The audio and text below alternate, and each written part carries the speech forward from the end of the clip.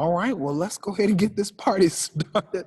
Hi, folks. Welcome again to Mercer University's Professional Development Series. I am here with Dr. Lane Wakefield, who's our professor of sports marketing and analytics here at Mercer University. And he's going to talk to us a little bit about how to create consumer evangelist, how to leverage word of mouth during a pandemic. So Lane, I'm excited to have this conversation. I think this is going to be interesting and very helpful to business owners. But before we hop into the conversation, tell us a little bit about yourself. How long have you been at Mercer, and how did you become the professor of sports marketing and analytics? Sure. Thanks, Myron. Appreciate it. It's my fourth year at Mercer, leading the sports marketing program, also teaching several other marketing courses, like digital marketing, for example. And then doing research related to the topic we're going to talk about today, word of mouth marketing. So yeah, the combination of research, teaching experience from my PhD program at Texas A&M, and then being a rookie here at Mercer. Wonderful. Well, I'm excited to learn about this. I am going to drop out and I am going to let you take over. So folks, Dr. Lane Wakefield. Thanks, Myron. Those of you that are here, thanks for coming. If you have, if you want to drop a question anytime in the Q&A box, do that, and I'll try and check those as we go. We'll certainly answer plenty of questions that you might have at the end, but like I said, don't let that stop you from asking early on. Like I mentioned a minute ago, a lot of what I'll present will be research, academic research, completed by experts in the field of marketing, especially those that research word of mouth. I like to think I'm somewhere in that crowd. Maybe not the cream of the crop, but at least I've read their work and hopefully can communicate that clearly to you today to help any way that it can as you're doing marketing during this kind of strange time of the coronavirus. So let's get to it. If I can find my clicker. There we go. All right, so as we all know, we've got a lot of time at home by ourselves, working on our computers, maybe more or less like that dog there. Marketing shifted maybe towards a lot more digital, at least from what I've seen, and word of mouth, because as we all know, if you're doing a lot of out-of-home signage, or you were doing that, billboards like you see there, Netflix ad, or through radio, or we're relying on people, going places, maybe sponsoring different events. Those have been canceled. Your typical marketing channels may be unavailable. So digital, of course, is important, which will tie into word of mouth as well. But you might want to try and find a way to get people to talk about your brand without having to pay for every exposure. So social media is one way to do that. And if you didn't know, that conversation on most channels is picked up a lot during the pandemic. So I know I have a contact at Twitter. We talk every now and then, and we've talked about research before. And so I sent him a message through Twitter a couple weeks ago and said, hey, Jeff, how are you? How are things going? Hope everybody's safe, because New York's not a great place to be right now, at least as far as the virus goes. But I said, hey, how's the conversation been on the platform? Up, down, in between? And he said the conversation is way up, on all metrics. So I imagine that's similar for most other social media platforms where you might be monitoring word of mouth surrounding your brand. TikTok is, I think, the runaway winner, so much so that you couldn't Google a graphic with social media icons and find one that has TikTok in it, because it just hadn't exploded enough, maybe before the pandemic. So all of these, are probably options that you're considering. So the topic today is, how do you put content out there that will help people achieve their goals? That's how we're going to look at word of mouth today, is how can you help people do what they're already going to do through your marketing content. So a few different questions that you might, or that consumers ask themselves, and that you might ask yourself as you're putting this content together. Why should the consumer share what you're posting? Where and when? To who? Who's in the audience? And then what is it they're actually posting? So a friend of mine at Clemson University, we're working on a project, and we put this model together, which I'm going to put on the screen now, and it walks through and answers each of those questions kind of on a step-by-step basis. So why should somebody share? Well, that aligns with their motivation, ability, and opportunity to share. So the more motivation, more ability, more opportunities they have, right, that leads to more sharing, which you see at the bottom of the model. It can skip steps, right? You don't have to go step by step by step. Sometimes people are really motivated. It doesn't matter, where and when, who the audience is, or what particular the content is. They have a reason to share right away. But at any point along the path here, this process model, you might realize that consumers are stopping or they're not sharing for one of these reasons. So for example, if you were tweeting about upcoming webinar like this one today, people might be motivated for certain reasons. Why? Maybe to learn something, maybe to work on your own strategy might be a reason you're here today. Why would you talk about that though? Why would you share the link? It depends on the context. Where are you? Are you online? Are you in LinkedIn? Are you talking with people face to face? Probably not as much lately. When is it? You see the link to share, in the morning, in the afternoon, after you're really busy or when you have more free time. Who's in the audience? LinkedIn's not a bad place to share it because there might be other people, that are thinking about work. They're looking at that opportunity. And then what? Is it just the link? Is it a photo of the speaker? Hopefully not. What is it that you're actually sharing? So at any point along the way, when you're posting content yourself or as your company, of course, what questions you think consumers might be answering that leads them more towards sharing right away or towards stopping? So you can spend a lot of time, as you might imagine, thinking about motivation, ability, opportunity, why people share, the context of sharing, where and when, includes the channel, right, and then the timing, the audience, who the audience is, and then what's being shared, like what your brand is about, and then the actual content that you're hoping that they share. You could go through a lot of those things. Today, we're going to focus on answering the why, so different motivations for sharing and sometimes not sharing, and then what, so what content helps the why. And so we're putting this on the screen just to let you know, there obviously is some where and when questions to answer, and then who the audience is matters as well. So keep those in mind, although we won't touch on them very much today. So 5 ways to leverage word of mouth. These are the whys. So why would people share? So these are goals that consumers have found in the research and tested for reasons people share things on their social media, face-to-face, you name the channel, they're out to share for a goal. That's the kind of lens I want us to think about word of mouth or sharing in today. So they might have a goal of impression management or trying to look good, impressing other people. Might be a reason to share for that reason. They might want to share to regulate their emotions. And we're looking at examples of these here in a second. They might want to share your content to acquire information from other people. They might want to bond with their friends or with others online or offline. They might want to persuade. So it's kind of 5 general reasons why people share. So the idea is here today, how can you create content that will help people along their way to achieving one or more of these goals? So for example, these are all ads from this past year's Super Bowl, back to a time when we could go out and do fun things with our friends a little more often. So why would you share this first ad? I think it was a Doritos ad. Well, it's impressive. It was a dance-off, I think, between a popular rapper and this fellow right here with a nice mustache. I think he's famous too. I'll say, you might share that, you might talk about it because it's impressive to show, hey, here's some fun, cool, interesting dance moves and mustaches. Another ad, a second one here, was from Olay about sending women into space. So the idea was to bring social support for particular causes, and obviously humorous going to space. Acquiring information. So Hyundai, they debuted their Smart Park, as their Boston residents talked about. Their feature of their cars that would park themselves. So nice way that you might be able to share it. People might be able to share information others might want to know, by sharing their content. Social bonding.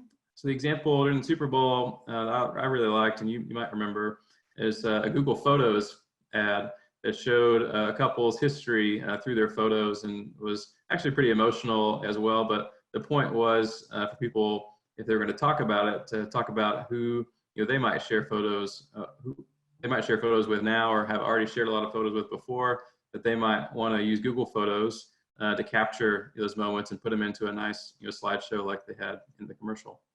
And then another final reason someone might share is to persuade other people or yourself. So in this example, Post Malone is at a convenience store, and he's trying to choose between Bud Light or a new, I think like a seltzer. I can't remember what they called it.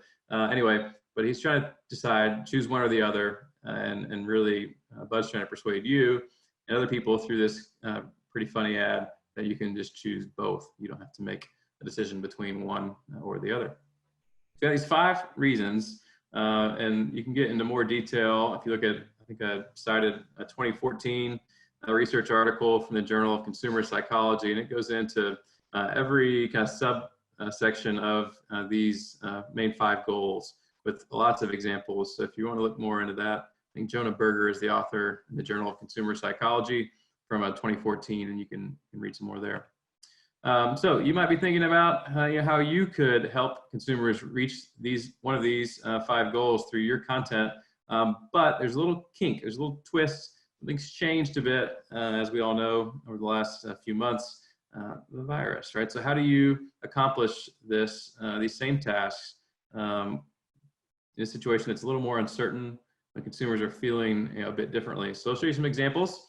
So Adam Tickets on National Nurses Day, I think a few days ago, they posted on Twitter. I got a few Twitter examples, but they used clips from movies to try and highlight and show love to the great nurses out there that are working for all of us, that they're the real superheroes. That's impressive, right? Because the graphics are fun, people can relate to those.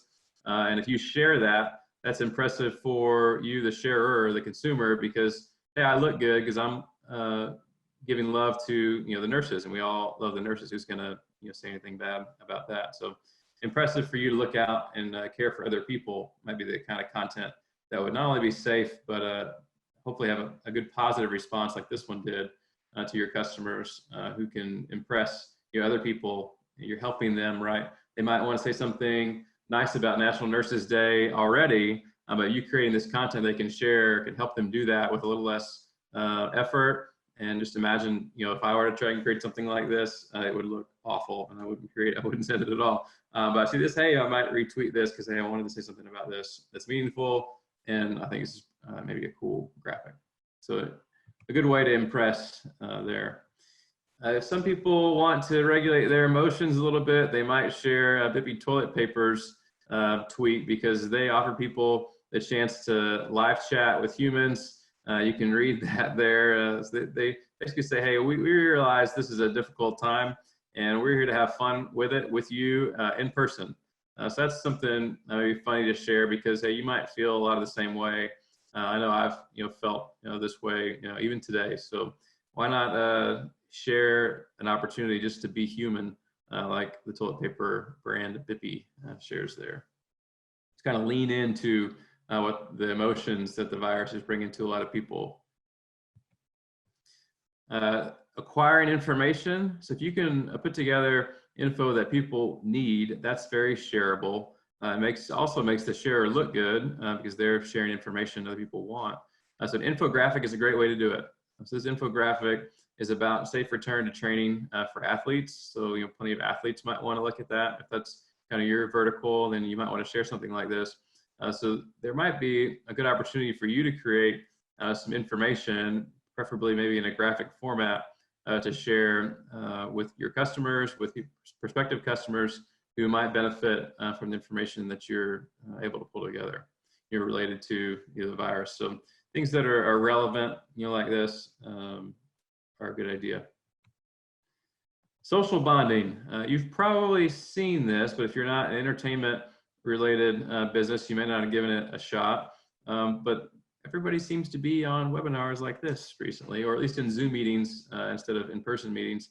And you've probably got at least one person out there in your respective meeting groups that have a cool background. And so you see some examples here from an athletics department, and I think it's a video game company who've put together some fun backgrounds that fit the specifications for Zoom, and you upload those and have them behind you. So something you could create fairly easily if you already have a graphic designer or contract with one, to come up with a fun background, even if your logo is not very apparent, in it. And it makes sense for the athletics department to have their logos like it's a press conference. You've probably seen, there's plenty of those. Having that in the background, maybe it doesn't make sense for you, maybe it does. But it could be really anything in the background, and you guys are probably experts in advertising and sponsorship, and you don't have to scream your brand name if it doesn't make sense in the background to be effective. So help people bond with others who might like your brand, or just might see you as a friend, as somebody who wants to help you bond during this time. Persuasion's a little risky. I know in the webinars I've been in, and host another one for Mercer right now, we talk with a lot of salespeople, and their job, right, usually is a lot of persuasion. And even for the rest of us, doing advertising right now is tough, because yes, you do need to sell, you do need to convert during this time, but you don't want to do it in a way that's going to be pushy, in a way that's going to feel basically not recognizing the situation. I think you all know what I'm trying to say. Some risk reward here. So I haven't seen very many, if any, persuasive advertising. So you've probably noticed a lot of the ads and ad campaigns that were going on right before the virus were stopped. So everybody's trying to come up with new, and different content, and almost none of it is persuasive unless it's related to, the virus, washing hands, being safe, that kind of thing. So outside of persuasion, these other 4 goals are probably pretty good ones to focus on now, during the coronavirus. So these 5 ways to leverage word of mouth, answer the why people should share, and again, it could lead to why people should stop, right? So if someone sees that you're trying to persuade in a time that doesn't make sense, it's probably a reason to stop and not share. I'm not motivated to share something, like that. What questions do we have? We kind of burned through some of those things. I think we've got one here. Myron, if you see any others. Oh yeah, tone deaf, right, John? Thanks. Yeah, that's the word I was going for there a couple minutes ago. So yeah, how do you communicate in a way that's not tone deaf, that's aware of where your customers are? Yeah, so we've got a few interesting questions here. So one person says, you mentioned several different medias to talk to your consumers, right? So you mentioned Twitter, and you mentioned Facebook, and you mentioned TikTok and things of that nature. Do you have a preferred medium that you think is best, even during the pandemic? Probably depends what your brand is about and how you communicate with your customers as it is. So it's a pretty tough question to answer without more context. I'd say probably not launching into anything new right now, unless you just have more bandwidth than you did before. But I'd concentrate on making even better content in the channels that you're already in. If you're starting from scratch, like I said, it kind of depends what you're trying to accomplish. If you do a lot of B2B, certainly starting at LinkedIn would make a ton of sense. If you're B2C, video content and image-based content is going to be the most shareable when it comes to word of mouth. Text content isn't shared nearly as often. Something people can see, preferably high quality video, is your best bet for word of mouth B2C. The next question here deals with video, just as you mentioned. Is it better to have highly produced video, or is it better to do something like a cell phone footage or something like that to create that kind of consumer look? Sure. I think in stories or ephemeral media, which I've actually written a lot about and trying to learn more about, but stories on Facebook, Instagram, Snapchat, of course. Actually, they're creating them now for LinkedIn and Twitter. I think for Twitter, they're going to call them fleets instead of tweets. LinkedIn, like I said, has come up with stories as well. So for stories, I think and you've probably seen yourselves, it's more acceptable to have a lower quality video. So yeah, more content, the better with stories, because you're not bothering anybody, right? If they don't look at them and they're following you, it's not a big deal. It's not you junking up their homepage. They just go away, all right, like it never happened. So yeah, the more contact, the better, and stories is a great way to do that. And yeah, maybe you can't spend a ton of money on cranking out stories every day at a high quality content anyway. So yeah, for stories, cell phone, for posts in really any platform, higher quality the better.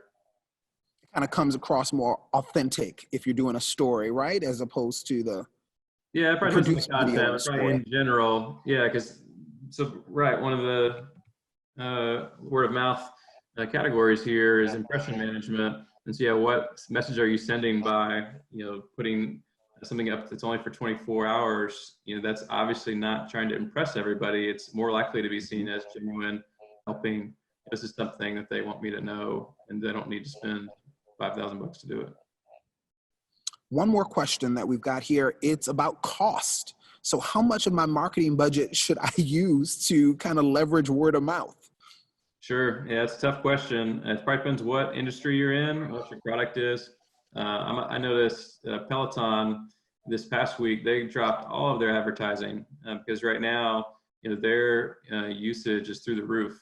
So it kind of depends on which side you're on. If you're not lucky enough to be, like Peloton or a product that's in high demand right now, that's a tougher decision to make because you all know, but some of my students don't. Sometimes they think word of mouth is free and it just happens. No, you got to seed it, right? You've got to put out content like we're discussing to start that. So, yeah, how much do you spend? I'm not the best person maybe to make that suggestion for you. And then here, I guess is the last question. Do you think that customer loyalty increases with word of mouth marketing as opposed to other channels of marketing?